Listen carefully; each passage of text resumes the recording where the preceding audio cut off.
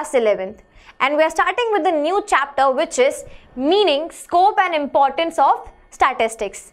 In the first chapter आपने थोड़ा brief explanation देखा about what is economics and the types of economic activities, and now we are starting with the main chapter, which is statistics. Let me ask you a question. What is data or what is statistics to you? Let's say if you're a cricket fan, then कौन से batsman ने कितने run score किए, कितने bowler, कौन से bowler ने कितने विकेट्स लिए, वो आपके लिए इंपॉर्टेंट है. If a person is interested into stock market, then stock price कितना इंक्रीज हुआ, कितना डिक्रीज हुआ, उसके लिए वो इंपॉर्टेंट है. अगर आप देखते हो कि इंडिया में कितने कोविड केसेस बढ़ रहे, every day you switch on your TV and look on the numbers, then आपके लिए वो डेटा इंपॉर्टेंट है. So on by this you get to a conclusion that statistics का कोई universal definition नहीं है. Every individual refers the data which is important to him or her. हर कोई same data refer नहीं करता है. आपके लिए जो इम्पॉर्टेंट है आप वो रेफर करोगे और मेरे लिए जो इम्पॉर्टेंट है मैं वो रेफर करूँगी. सो स्टैटिस्टिक्स का कोई डेफिनेशन नहीं है.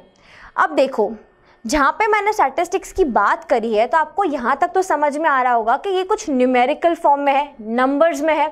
जो स्कोर्स होते हैं वो नंबर्स में होते हैं, स्टॉक प्राइजेस होते हैं वो नंबर्स में होते हैं, कोविड केसेस जो आ रहे हैं टीवी पे वो भी नंबर्स में होते हैं.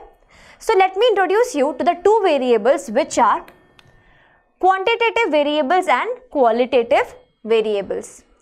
In statistics, we are solely going to deal with quantitative variables.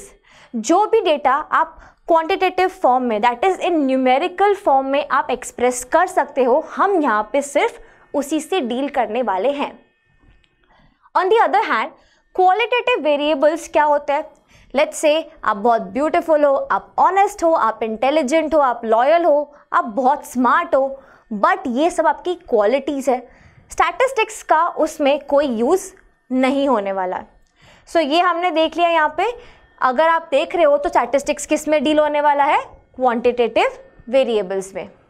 Now let me ask you a grammatical question. आपने सिंगुलर और प्लूरल सेंस तो पढ़ा ही है ना अभी तक. तो एक बात बताओ, स्टैटिस्टिक्स जो है क्या वो सिंगुलर है या वो प्लूरल है? अब स्पेलिंग देख के मत बोल देना कि ये प्लूरल होता है, because statistics singular and plural दोनों होता है. Statistics in two senses. The first one is plural sense. Plural sense में आप क्या देखोगे? जो फाइनल आउटपुट, जो फाइनल डेटा आपके पास में होगा, जो न्यूमेरिकल इंफॉर्मेशन होगी, वो है हमारा प्लूरल सेंस. बट क्या वो डेटा अपने आप आ गया बुक्स में? क्या वो डेटा इंटरनेट पे अपने आप आ गया जो आप देखते हो? नो. उसको किसी ना किसी ने तो कलेक्ट किया है. कैसे? तो हमने कलेक्ट किया है, हमने उसे ऑर्गेनाइज किया है, उसे यहाँ पे प्रेजेंट किया है. So all the methods of dealing with the information goes into singular sense. तो यहाँ पे दो चीज़ें क्लियर हो गई हमारे पास में, ठीक है, कि पहले तो क्वांटिटेटिव वेरिएबल में डील करेंगे and the next thing is statistics is singular and plural as well. So now let's study what is statistics in plural sense. Let's read this one. In plural sense, statistics refers to aggregate of facts affected to a marked extent by multiplicity of causes. आपके पास में एक aggregate of facts होने चाहिए. सिर्फ एक individual fact काम नहीं करेगा. You should have aggregate of facts and you also have to consider a market extent by which your facts are affected. अगर आपके फैक्ट्स अफेक्ट हो रहे हैं तो वो भी आपको कंसिडर करना है. न्यूमेरिकली एक्सप्रेस्ड, जो हम देख चुके हैं कि जो प्लूरल सेंस में जो इन्फॉर्मेशन होती है वो न्यूमेरिकल इन्फॉर्मेशन है. It has to be numerically expressed in numerator or estimated according to reasonable standards of accuracy. You can actually estimate your data but only to a reasonable accuracy, reasonable standard of accuracy.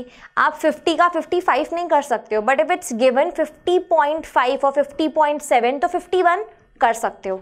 That's reasonable. Collected in a systematic manner for predetermined purpose or placed in relation to each other. अब आपको देखो, आपको अपना purpose पता होना चाहिए कि आप क्यों ये डेटा रेफर कर रहे हो या क्यों ये डेटा आप प्रेजेंट कर रहे हो किसी और को, ठीक है, और इसको सिस्टमेटिक मैनर में कलेक्ट करना भी इम्पॉर्टेंट है. अब यहाँ तक आपने देख लिया कि ये बोल क्या रहा है, ठीक है। यहाँ पे आपको कुछ इमेजेस दिख रहे होंगे. It can be in the form of graph, it can be in the form of table, it can be in the form of a paragraph, ठीक है. ये सब कुछ क्या है, आपको इंफॉर्मेशन प्रोवाइड कर रहा है in plural sense. Now let's move to the next slide. This says characteristics of statistics in plural sense. Plural sense में जब आप डेटा देख रहे हो तो उसके क्या कैरेक्टरिस्टिक्स है वो भी देख लेते हैं. Aggregate of facts. If I give you that my height is 154 centimeter, but what's the use of my height? आप करोगे क्या? आपको कुछ काम है मेरी हाइट का? But let's say मैं आपको virtually के सारे टीचर्स की हाइट प्रोवाइड कर दूँ, then you can do some comparison कि कौन बहुत लंबा है, किसकी हाइट सबसे कम है, ठीक है. So you should have aggregate of facts. किसी एक इंडिविजुअल का डेटा कोई यूजफुल नहीं है. The next point says affected by multiplicity of causes. Let's say आप एक फार्मर हो और आप अपने क्रॉप का प्रोडक्शन देख रहे हो, ठीक है, कि इस साल आपने कितना प्रोड्यूस किया है. बट ये सोलली डिपेंड नहीं हो सकता रेनफॉल पे, क्योंकि द टाइप ऑफ फर्टिलाइजर जो आप यूज़ कर रहे हो, आपके यहाँ पे इरिगेशन फैसिलिटी कैसी है, quality of seeds, these all things matter a lot. So आपका जो प्रोड्यूस है वो अफेक्ट हो सकता है, but not just on the basis of rainfall. You have to consider the multiplicity of causes. The next one is statistics are numerically expressed. A very easy one. Quantitative variable है, numerical information है, तो numerically ही express होगी. The next point is enumeration or estimation. Now what are these terms? Enumeration क्या होता है, सबसे पहले वो देख लेते हैं. लेट्स से आपकी क्लास में देर आर 30 पीपल, ठीक है, 30 स्टूडेंट्स हैं आपकी क्लास में, और आप उन सबके मार्क्स लिख रहे हो टर्म 1 और टर्म 2 के.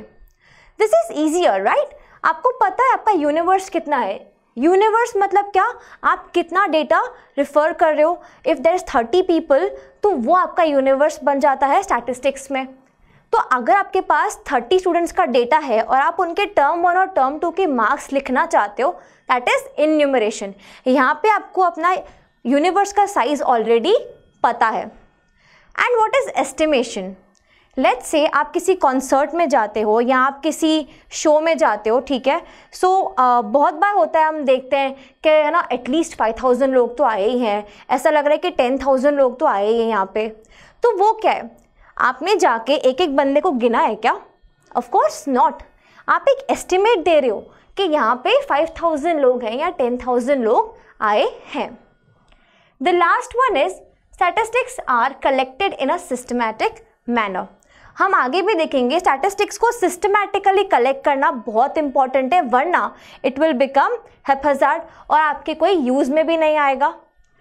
नाउ टिल हियर हमने क्या देख लिया, statistics in plural sense. Let's move on to the next slide, which is statistics as a method.